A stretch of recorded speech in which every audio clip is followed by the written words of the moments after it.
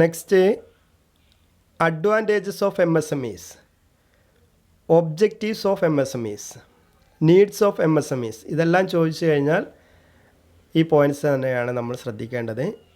Objectives of MSMEs, advantages of MSMEs. നോക്കാം.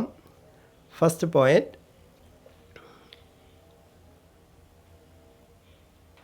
Micro small and medium enterprises create more employment opportunities. ഇതാണ് first advantages ആയിട്ട് പറയുന്നത്. Okay, so small scale industries provide large number of employment opportunities. ഒത്തിരി തൊഴിലവസരങ്ങൾ create ചെയ്യുന്നുണ്ട് എന്നുള്ളത്. Second advantage, ദേ require only less capital. ചെറുകിട വ്യവസായങ്ങൾ ആരംഭിക്കുന്നതിന് കൂടുതൽ ക്യാപിറ്റൽ ആവശ്യമില്ല.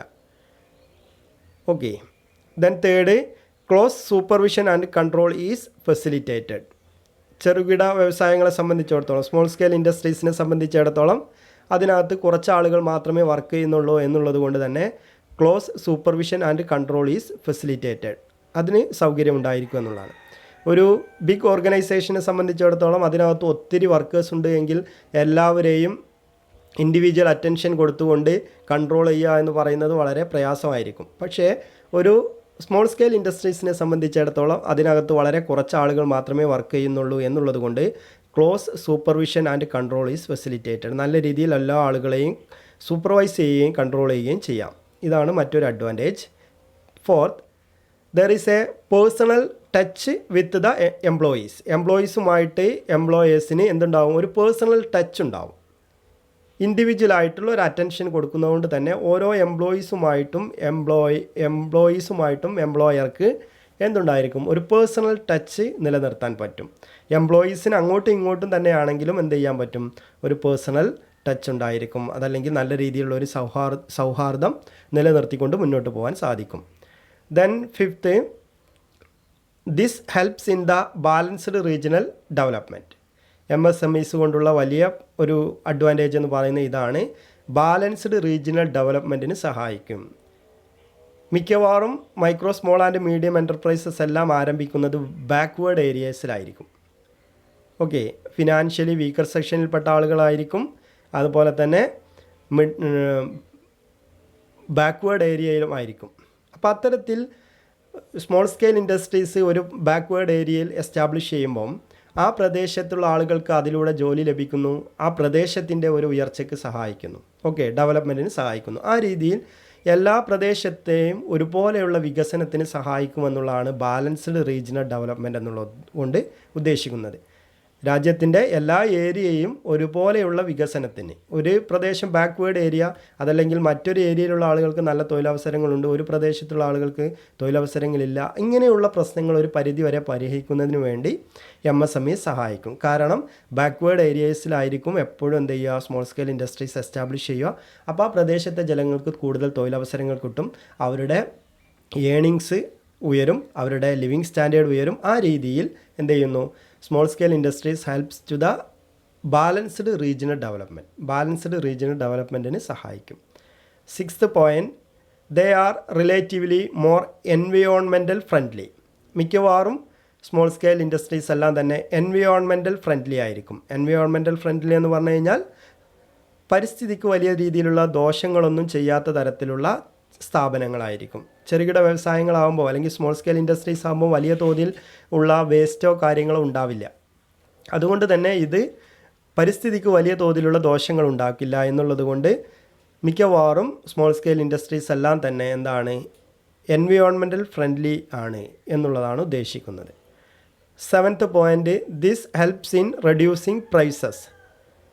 പ്രോഡക്റ്റുകളുടെ പ്രൈസ് റെഡ്യൂസ് ചെയ്യുന്നതിന് വേണ്ടി സ്മോൾ സ്കെയിൽ ഇൻഡസ്ട്രീസ് വലിയ തോതിലുള്ള പങ്ക് വഹിക്കുന്നു. കാരണം ഒത്തിരി സ്മോൾ സ്കെയിൽ ഇൻഡസ്ട്രീസ് എസ്റ്റാബ്ലിഷ് ചെയ്യുകയും അത്തരത്തിലുള്ള സ്മോൾ സ്കെയിൽ ഇൻഡസ്ട്രീസ് എല്ലാം തന്നെ ഒത്തിരി തരത്തിലുള്ള വെറൈറ്റി ഓഫ് പ്രോഡക്റ്റ് ഏറ്റവും ചീപ്പ് റേറ്റിന് ഡിസ്ട്രിബ്യൂട്ട് ചെയ്യുകയും ചെയ്യുന്നത് കൊണ്ട് കസ്റ്റമേഴ്സിനെ സംബന്ധിച്ചിടത്തോളം ഏറ്റവും ചുരുങ്ങിയ വിലയ്ക്ക് അല്ലെങ്കിൽ ഏറ്റവും ഫെയർ ആയിട്ടുള്ള പ്രൈസിന് പ്രോഡക്റ്റുകൾ ലഭ്യമാകുന്നു.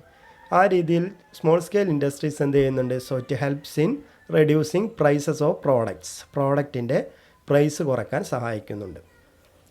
Eighth point, they are generally based on local resources. എപ്പോഴും സ്മോൾ സ്കെയിൽ ഇൻഡസ്ട്രീസ് എന്തായിരിക്കും, ലോക്കലൈസ്ഡ് ആയിട്ടുള്ള ഏരിയയിലായിരിക്കും പ്രവർത്തിക്കുന്നത്. നമ്മൾ പറഞ്ഞല്ലോ, ഹൈലി ലോക്കലൈസ്ഡ് ഇൻഡസ്ട്രീസ് ആയിരിക്കും, ഒരു പർട്ടിക്കുലർ പ്രദേശത്ത് മാത്രം ഒതുങ്ങി നിൽക്കുന്ന സ്ഥാപനങ്ങളായിരിക്കും. അതുകൊണ്ട് തന്നെ ആ പ്രദേശത്ത് നിന്ന് ലഭ്യമാകുന്ന റോ മെറ്റീരിയൽ ഉപയോഗിച്ചുകൊണ്ട് തന്നെ ആയിരിക്കും ഇവ പ്രവർത്തിക്കുന്നത്. അതായത് സ്മോൾ സ്കെയിൽ ഇൻഡസ്ട്രീസ് പ്രവർത്തിക്കുന്നത് അവിടെ നിന്ന് കിട്ടുന്ന തന്നെ റിസോഴ്സുകൾ ഉപയോഗിച്ചുകൊണ്ടായിരിക്കും. അത് റോ മെറ്റീരിയൽ ആവട്ടെ, ഹ്യൂമൻ റിസോഴ്സ് ആവട്ടെ, മറ്റു ഇൻഫ്രാസ്ട്രക്ചറൽ ഫെസിലിറ്റി ആവട്ടെ, എല്ലാം ആ ലൊക്കാലിറ്റിയിൽ നിന്ന് ലഭ്യമാകുന്ന ഫെസിലിറ്റികൾ ഉപയോഗിച്ചുകൊണ്ടായിരിക്കും ഇവ പ്രവർത്തിക്കുന്നത് എന്നുള്ളതാണ്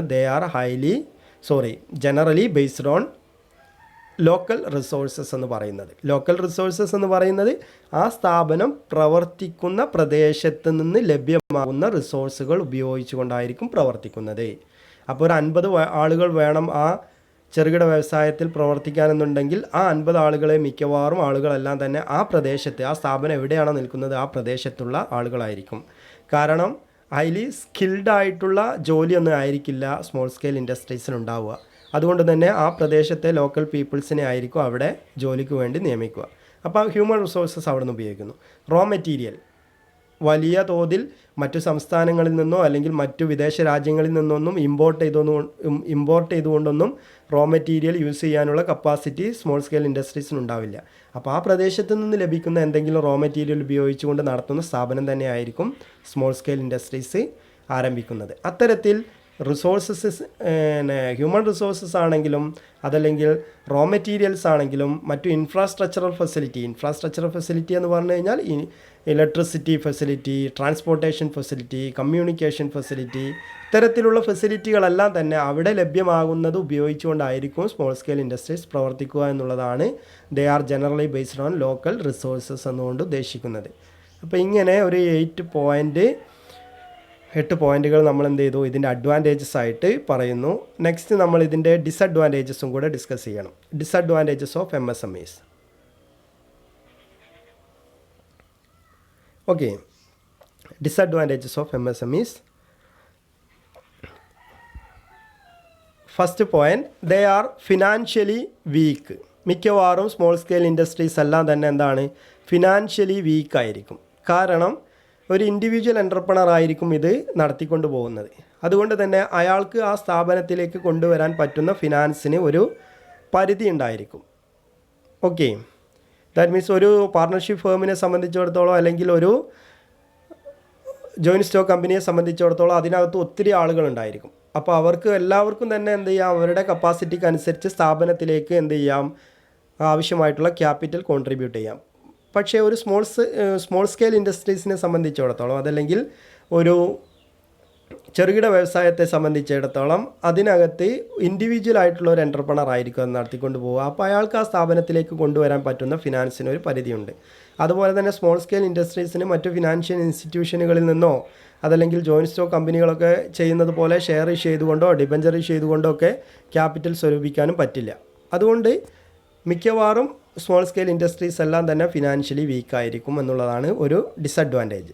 okay, second, they always face high competition from large businesses.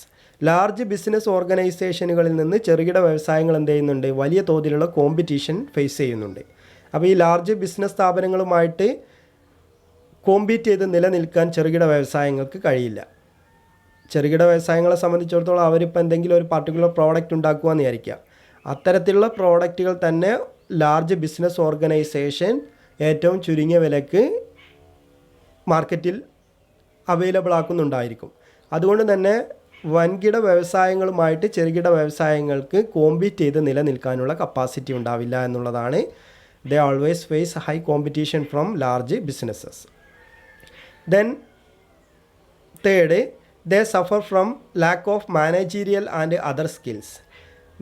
Managerial skilled ആയിട്ടുള്ള ആളുകളോ അതല്ലെങ്കിൽ മറ്റു തരത്തിലുള്ള കപ്പാസിറ്റിയുള്ള എഫിഷ്യൻ്റ് ആയിട്ടുള്ള മാനേജേഴ്സോ മറ്റാളുകളോ എവിടെ അവൈലബിൾ ആവില്ല, സ്മോൾ സ്കെയിൽ ഇൻഡസ്ട്രീസിന് അവൈലബിൾ ആവില്ല. കാരണം വലിയ തോതിലുള്ള സാലറി ഒന്നും കൊടുക്കാൻ ആർക്കും ഉണ്ടാവില്ല, സ്മോൾ സ്കെയിൽ ഇൻഡസ്ട്രീസിന് ഉണ്ടാവില്ല. അവർ വളരെ ചുരുങ്ങിയ സാലറി മാത്രമേ മാനേജേഴ്സിനോ മറ്റു എക്സിക്യൂട്ടീവ്സിനൊക്കെ കൊടുക്കുകയുള്ളൂ. അതുകൊണ്ട് തന്നെ സ്കിൽഡ് ആയിട്ടുള്ള ആളുകളെ ലഭ്യമാവില്ല എന്നുള്ളതാണ്. കൂടുതൽ സാലറി കൊടുത്താൽ മാത്രമേ കപ്പാസിറ്റിയുള്ള കഴിവുള്ള ആളുകളെ സ്ഥാപനത്തിൽ കിട്ടുകയുള്ളൂ.